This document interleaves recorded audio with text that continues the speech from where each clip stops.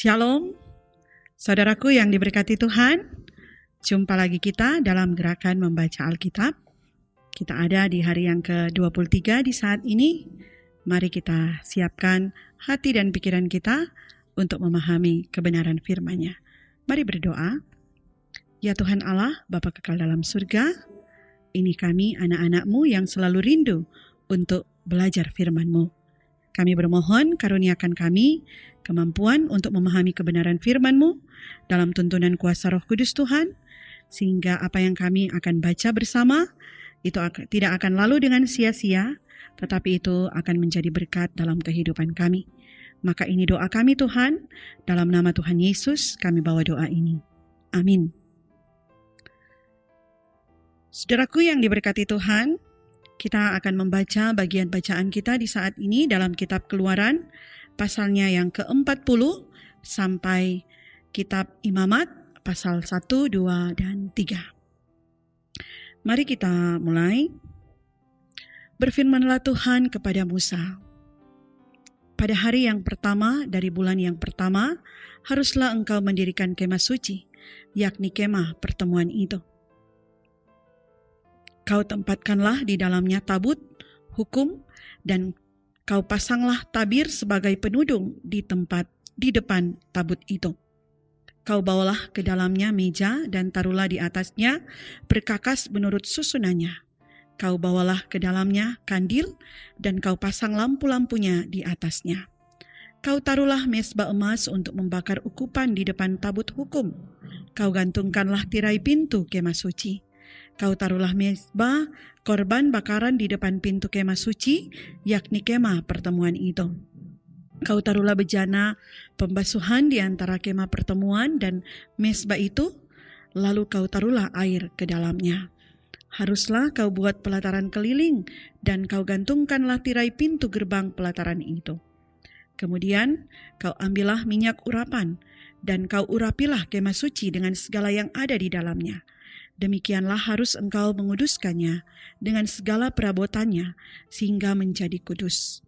Juga kau urapilah mezbah korban bakaran itu dengan segala perkakasnya. Demikianlah engkau harus menguduskan mezbah itu, sehingga mezbah itu maha kudus. Juga kau urapilah bejana pembasuhan itu dengan alasnya, dan demikianlah engkau harus menguduskannya. Kemudian kau suruhlah Harun dan anak-anaknya datang ke pintu kemah pertemuan, dan kau basuhlah mereka dengan air. Kau kenakanlah pakaian yang kudus kepada Harun, kau urapilah dan kau kuduskanlah dia, supaya ia memegang jabatan imam bagiku. Juga anak-anaknya kau suruhlah mendekat, dan kau kenakanlah kemeja kepada mereka. Urapilah mereka seperti engkau mengurapi ayah mereka, supaya mereka memegang jabatan imam bagiku, dan ini terjadi supaya berdasarkan pengurapan itu mereka memegang jabatan imam untuk selama-lamanya turun-temurun.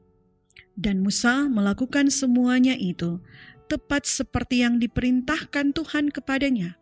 Demikianlah dilakukannya. Dan terjadilah dalam bulan yang pertama tahun yang kedua, pada tanggal 1 bulan itu, maka didirikanlah kemah suci.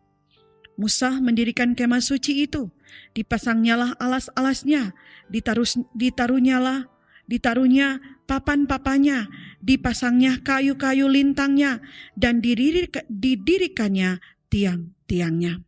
Dikembangkannyalah atap kemah yang menudungi kemah suci, dan diletakkannya tudung kemah di atasnya, seperti yang diperintahkan Tuhan kepada Musa. Diambilnyalah loh hukum Allah dan ditaruhnya ke dalam tabut. Dikenakannyalah kayu pengusung pada tabut itu, dan diletakkannya tutup pendamaian di atas tabut itu. Dibawanyalah tabut itu ke dalam kemah suci, digantungkannyalah tabir penudung dan dipasangnya sebagai penudung di depan tabut hukum Allah, seperti yang diperintahkan Tuhan kepada Musa. Ditaruhnyalah meja di dalam kemah pertemuan pada sisi kemah suci sebelah utara di depan tabir itu. Diletakkannya di atas roti sajian menurut susunannya di hadapan Tuhan, seperti yang diperintahkan Tuhan kepada Musa. Ditempatkannya kandil di dalam kemah pertemuan berhadapan dengan meja itu pada sisi kemah suci sebelah selatan. Dipasangnya lampu-lampu di atasnya di hadapan Tuhan, seperti yang diperintahkan Tuhan kepada Musa. Ditempatkannya mezbah emas di dalam kemah pertemuan di depan tabir itu. Dibakarnyalah di atasnya ukupan dari wangi-wangian seperti yang diperintahkan Tuhan kepada Musa. Digantungkannyalah tirai pintu kemah suci. Mezbah korban bakaran ditempatkannya di depan pintu kemah suci, yakni kemah pertemuan itu. Dan dipersembahkannyalah di atas korban bakaran dan korban sajian seperti yang diperintahkan Tuhan kepada Musa. Ditempatkannya bejana pembasuhan di antara kemah pertemuan dan mezbah itu, lalu ditaruhnyalah air ke dalamnya untuk pembasuhan. Musa dan Harun serta anak-anaknya membasuh tangan dan kaki mereka dengan air dari dalamnya. Apabila mereka masuk ke dalam kemah pertemuan dan apabila mereka datang mendekat kepada mezbah itu, maka mereka membasuh kaki dan tangan seperti yang diperintahkan Tuhan kepada Musa. Didirikannya tiang-tiang pelataran sekeliling kemah suci dan mezbah itu, dan digantungkannya tirai pintu gerbang pelataran itu. Demikianlah diselesaikan Musa pekerjaan itu. Lalu awan itu menutupi kemah pertemuan, dan kemuliaan Tuhan memenuhi kemah suci. Sehingga Musa tidak dapat memasuki kemah pertemuan, sebab awan itu hinggap di atas kemah itu, dan kemuliaan Tuhan memenuhi kemah suci. Apabila awan itu naik dari atas kemah suci, berangkatlah orang Israel dari setiap tempat mereka berkemah. Tetapi jika awan itu tidak naik, maka mereka pun tidak berangkat sampai hari awan itu naik. Sebab awan Tuhan itu ada di atas kemah suci pada siang hari, dan pada malam hari ada api di dalamnya, di depan mata seluruh umat Israel pada setiap tempat mereka berkemah. Tuhan memanggil Musa dan berfirman kepadanya dari dalam kemah pertemuan. Berbicaralah kepada orang Israel dan katakanlah kepada mereka, apabila seseorang di antaramu hendak mempersembahkan persembahan kepada Tuhan, haruslah persembahanmu yang kamu persembahkan itu dari ternak, yakni dari lembu sapi atau dari kambing domba. Jikalau persembahannya merupakan korban bakaran dari lembu, haruslah ia mempersembahkan seekor jantan yang tidak bercela. Ia harus membawanya ke pintu kemah pertemuan, supaya Tuhan berkenan akan dia. Lalu ia harus meletakkan tangannya ke atas kepala korban bakaran itu, sehingga baginya persembahan itu diperkenan untuk mengadakan pendamaian baginya. Kemudian haruslah ia menyembelih lembu itu di hadapan Tuhan dan anak-anak Harun.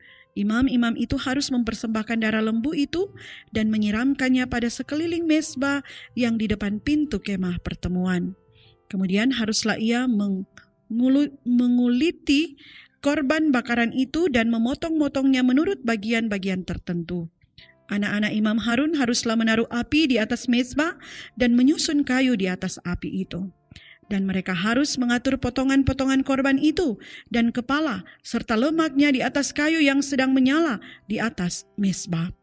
Tetapi isi perutnya dan betisnya haruslah dibasuh dengan air, dan seluruhnya itu harus dibakar oleh imam di atas mezbah sebagai korban bakaran, sebagai korban api-apian yang baunya menyenangkan bagi Tuhan. Jikalau persembahannya untuk korban bakaran adalah dari kambing domba, baik dari domba maupun dari kambing, haruslah ia mempersembahkan seekor jantan yang tidak bercela. Haruslah ia menyembelihnya pada sisi mezbah sebelah utara di hadapan Tuhan. Lalu haruslah anak-anak Harun, imam-imam itu, menyiramkan darahnya pada mezbah sekelilingnya. Kemudian haruslah ia memotong-motongnya menurut bagian-bagian tertentu, dan bersama-sama kepalanya dan lemaknya diaturlah semuanya itu oleh imam di atas kayu yang sedang menyala di atas mezbah. isi perut dan betisnya haruslah dibasuhnya dengan air, dan seluruhnya itu haruslah dipersembahkan oleh imam dan dibakar di atas mezbah. Itulah korban bakaran, suatu korban api-apian yang baunya menyenangkan bagi Tuhan. Jikalau persembahannya kepada Tuhan merupakan korban bakaran dari burung, haruslah ia mempersembahkan korbannya itu dari burung tekukur atau dari anak burung merpati. Imam harus membawanya ke mezbah, lalu memulas kepalanya dan membakarnya di atas mezbah. Darahnya harus ditekan keluar pada dinding mezbah.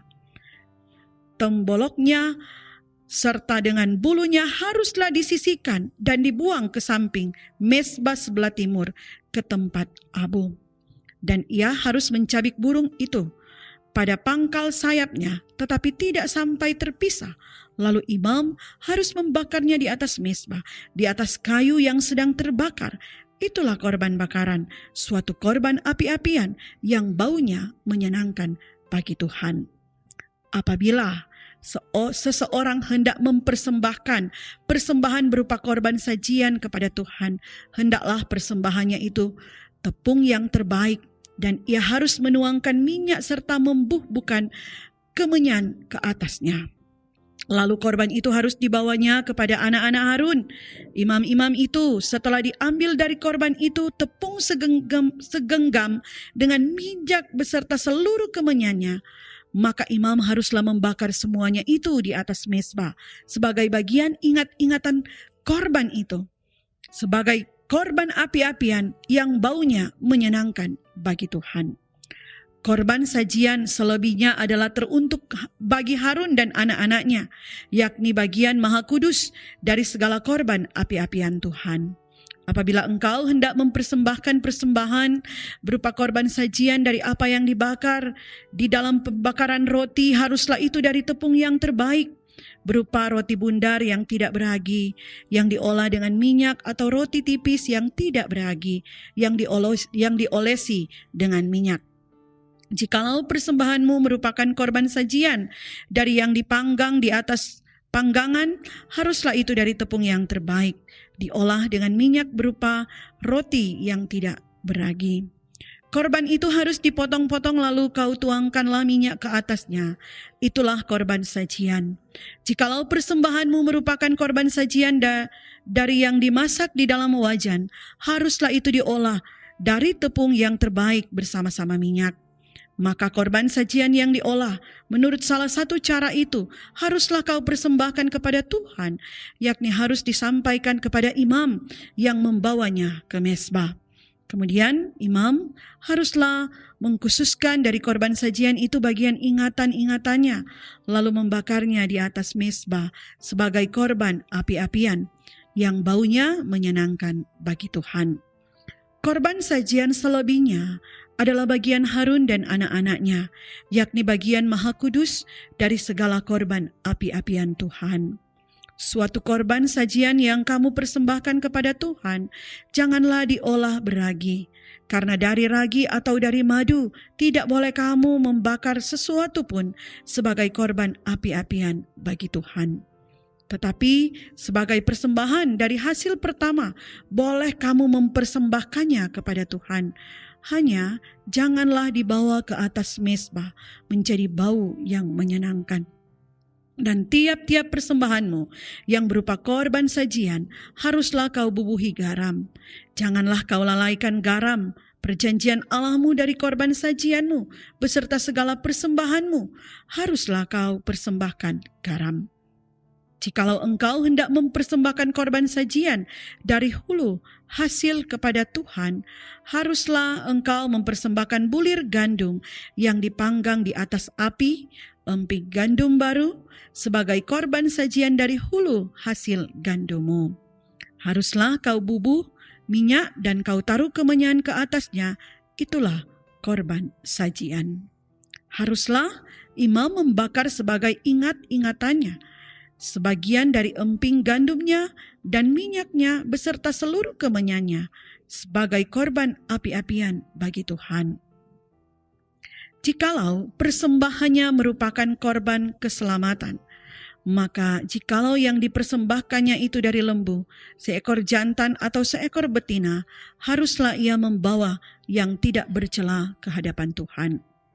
Lalu ia harus meletakkan tangannya di atas kepala persembahannya itu dan menyembelihnya di depan pintu kemah pertemuan. Lalu anak-anak Harun, imam-imam itu, haruslah menyiramkan darahnya pada mezbah sekelilingnya. Kemudian dari korban keselamatan itu, ia harus mempersembahkan lemak yang menyelubungi isi perut dan segala lemak yang melekat pada isi perut itu sebagai korban api-apian bagi Tuhan. Dan lagi kedua buah pinggang dan lemak yang melekat padanya yang ada pada pinggang dan umbai hati yang harus dipisahkannya beserta buah pinggang itu. Anak-anak Harun harus membakarnya di atas mezbah, yakni di atas korban bakaran yang sedang dibakar di atas api, sebagai korban api-apian yang baunya menyenangkan bagi Tuhan. Jikalau persembahannya untuk korban keselamatan bagi Tuhan adalah dari kambing domba, seekor jantan atau seekor betina, haruslah ia mempersembahkan yang tidak bercela. Jikalau ia mempersembahkan seekor domba sebagai persembahannya, ia harus membawanya ke hadapan Tuhan. Lalu ia harus meletakkan tangannya ke atas kepala persembahannya itu dan menyembelihnya di depan kemah pertemuan.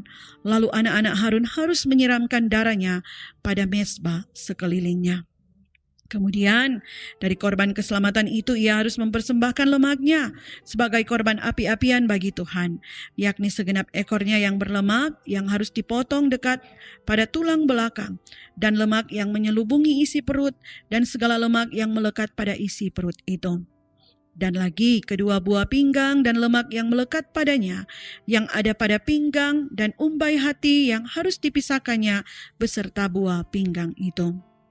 Imam harus membakarnya di atas mezbah sebagai santapan berupa korban api-apian bagi Tuhan. Jikalau persembahannya seekor kambing, ia harus membawanya ke hadapan Tuhan. Lalu ia harus meletakkan tangannya di atas kepala kambing itu dan menyembelihnya di depan kemah pertemuan. Lalu anak-anak Harun harus menyiramkan darahnya pada mezbah sekelilingnya.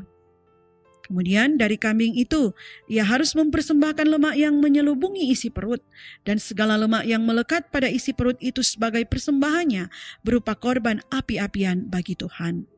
Dan lagi kedua buah pinggang dan lemak yang melekat padanya yang ada pada pinggang dan umbai hati yang harus dipisahkannya beserta buah pinggang itu. Imam harus membakar semuanya itu di atas mezbah sebagai santapan berupa korban api-apian menjadi bau yang menyenangkan. Segala lemak adalah kepunyaan Tuhan. Inilah suatu ketetapan untuk selamanya bagi kamu turun-temurun di segala tempat kediamanmu. Janganlah sekali-kali kamu makan lemak dan darah. Demikian bagian bacaan kita di saat ini. Mari kita berdoa. Kami selalu bersyukur kepadamu Tuhan, karena Engkau selalu sertai dan pimpin kami. Di hari yang ke-23 di saat ini, kami Engkau perkenankan boleh belajar dari firman-Mu. Biarlah firman yang boleh kami baca atau kami dengarkan bersama, itu akan berbuah dalam kehidupan kami, sehingga semakin memantapkan langkah-langkah kehidupan kami yang akan kami tapaki, baik di hari ini, besok, dan selalu terus.